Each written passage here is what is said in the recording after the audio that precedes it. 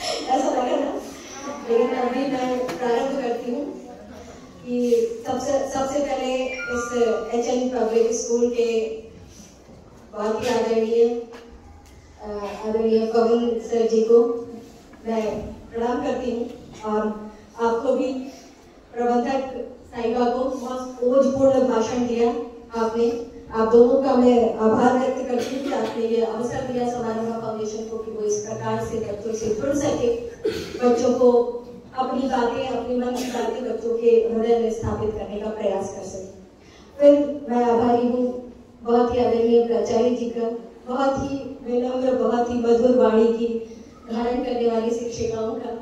आप दोनों को ये अनुरोध करती हूँ कि बहुत सुंदर तरीके से आपने ये अनुशासन बनाकर रखा है, जो कि देखने मात्र से पता चलता है कि आपका विद्यालय किस प्रकार से कैसे संदेश देता है।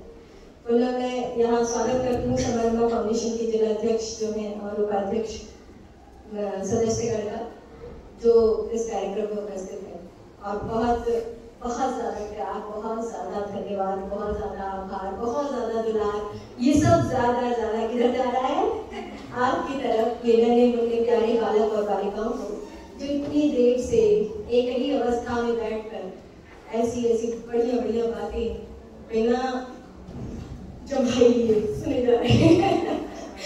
देखते अभी तक बड़ी जमाइयाँ आने लगती हैं बच्चों को, यदि बच्चों की रुचि न हो।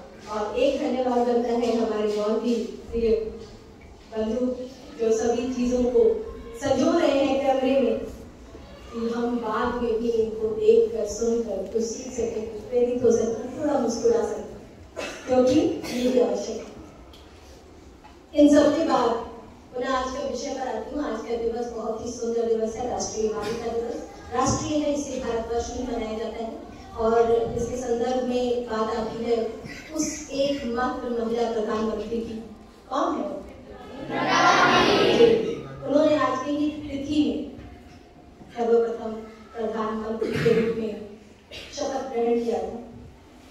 तो ऐसा कुछ लगा हमारे नेतृत्वकर्ताओं को कि ऐसा दिन है ये कि किसी महिला ने प्रधानमंत्री पद की शपथ ली, तो शायद ये दिन बच्चों को प्रेरित करने में, बालिकाओं को प्रेरित करने में सुखद होगा, प्रेरणाप्रद होगा। इस कारण से इस दिवस को चुन लिया गया। हालांकि जैसा कि पूनम जी ने बताया था अभी कि हमारे देश की बहुत पुरातन परंपरा रही है। नवरात्र आते हैं तो किसकी पूजा होती है और प्रसाद किसको खिलाया जाता है? कन्याओं। तो बेटा ये बातें मैं इसलिए आपको इससे जोड़ रही हूँ बालकों के लिए। देखो मैं जो बोल रही हूँ बेटा, मेरी इच्छा है कि आपके मन में यदि कोई भी प्रश्न आता है तो आप मुझसे पूछें, तत्काल खड़े होकर पूछें। फिर मैं मिलूंगी यदि और ना आप मुझे मिलेंगे। तो यदि मन में कोई भी बात आती है तो आप प्रश्न करें। प्रश्न करने वाले बच्चे मुझे बहुत अच्छे लगते हैं। पता है क्यों? पता है क्यों? नहीं पता है? प्रश्न करने वाले बच्चे बहुत अच्छे हैं। यदि प्रश्न नहीं करता अर्जुन तो श्री कृष्ण वो अतुलनीय ज्ञान किस प्रकार से देते? एक या दो प्रश्न में तो दे नहीं पाते। ये तुरंत मान जाते अर्जुन कि हाँ चलो मैं युद्ध करने जा रहा हूँ, श्री कृष्ण ने कह दिया। लेकिन वो एक अच्छे शिष्य की तरह प्रश्न करते रहे, क्योंकि युग युगांतर तक लोगों को संदेश देना था, श्रीमद् भगवद गीता को बनना था। तो इसलिए अर्जुन प्रश्न करते रहे और श्री कृष्ण ने एक शिक्षक के रूप में उत्तर वो प्रस्तुत करते रहे। जो आज भी आप बड़े हो जाएंगे, हम लोगों ने कक्षाओं में हम बात करेंगे तो हम इस बात की भी बात करेंगे कि श्रीमद् भगवद गीता किस प्रकार बच्चों को प्रभावित करती है, किस प्रकार बच्चों के लिए आवश्यक है। आज का विषय ये नहीं है, लेकिन यही बात है, प्रश्न करना बहुत जरूरी होता है। प्रश्न हमारे को शांत करता है। हमारे मन में यदि कोई बात आती है और प्रश्न के रूप में नहीं आती है, ऐसा क्यों होता है? ये क्यों होता है? ऐसा क्यों है? तो ये जो प्रश्न है, यदि इसका उत्तर मिल जाता है तो हम शांत हो जाते हैं, हमारा मार्गदर्शन हो जाता है, हम सही रास्ते को प्राप्त कर लेते हैं। लेकिन यदि हमने प्रश्न नहीं किया तो हम वहीं के वहीं अपना नुकसान कर जाते हैं। तो मेरा ये कहना है कि आप बहुत सुंदर विद्यालय में पढ़ते हैं, जहाँ एक बहुत अच्छी मेरी बात की थी आदरणीय पवन जी से, तो मुझे पता चला कि इनकी बहुत ही सुंदर सोच है बच्चों के प्रति, इलाहाबाद जनपद के समाज में उत्थान के प्रति एक बहुत सुंदर सोच लेकर इन्होंने इस विद्यालय की स्थापना की है। तो उस सोच जनित विद्यालय में आप पढ़ते हैं, तो मैं जानती हूँ कि आपके प्रश्न का आपको मुस्कुरा कर जवाब देना, तो आप प्रश्न करना सीखें, प्रश्न करना शुरू करें, प्रारंभ करें।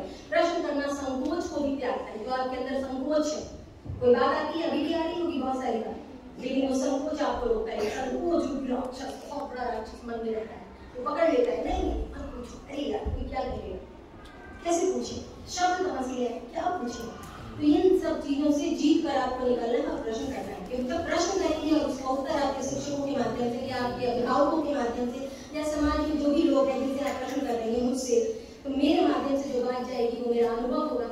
उस परिस्थिति को मैं आपको हैंडल करना सिखाऊंगी, किस प्रकार से आप इस चीज को अच्छे से, इस चीज में अपने को तैयार कर सकें, अपने उत्तर दे सकें, मैं सिखाऊंगी। तो इसलिए प्रश्न अवश्य हो। बात समझ में? प्रश्न प्रश्न अवश्य करें। माता से करें, पिता से करें, शिक्षकों से करें, अभिभावकों से करें, लेकिन प्रश्न अवश्य करें। वही प्रश्न आपको आगे बढ़ने के लिए, देखो अब घर की बात करें, घर में सबसे ज्यादा प्रश्न कौन करते हैं? बालक। ये हृष्ट होते कहते हैं हम कमजोर कड़ी क्यों है, क्यों आप कहते हैं कि हम बालिका दिवस मनाना एक अपमान है? अब पूछो क्यों? बालक दिवस क्यों नहीं मनाया जाता?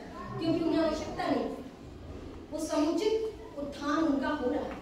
हम कमजोर हैं, हम पिछड़े हैं, इसलिए हमारा दिवस मनाया जाता है, लोगों को याद कराया जाता है। तो जिस दिन बालिका दिवस मनाना बंद हो जाएगा उस दिन जानना कि क्यों अब बराबर है। तो बालिका दिवस मनाना या किसी भी प्रकार से हमें विशेष बनाकर प्रस्तुत करना, हमें मौके देना, हमें अवसर देना, ये क्या है? तो रिजर्वेशन है ना, आरक्षण।